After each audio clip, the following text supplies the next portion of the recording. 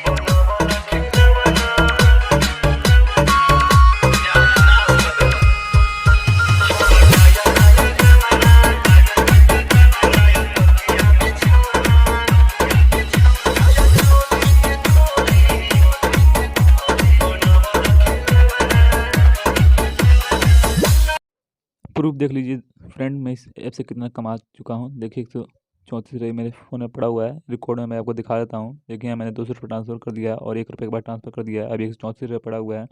ये मेरा Paytm number है। इससे आप देखिए, लिखो और कमाओ 150 रुपये। अगर आपका ऐप अच्छा लगे तो इसको डाउनलोड करने के लिए नीचे मैं डिस्क्रिप्शन बॉक्स में लिंक दे दूँगा, वहाँ से आप डाउनलोड कर पैसा आप कमा सकते हैं। आपको डाउनलोड करते ही 25 रुपये मिल जाएगा और मेरा रेफर कोड डाल लीजिएगा 00M6Z2, तो आपको 25 रुपये और मिल जाएगा। नीचे मेरा रेफर कोड दिया हुआ है, डाउनलोड करके पैसे कमाओ और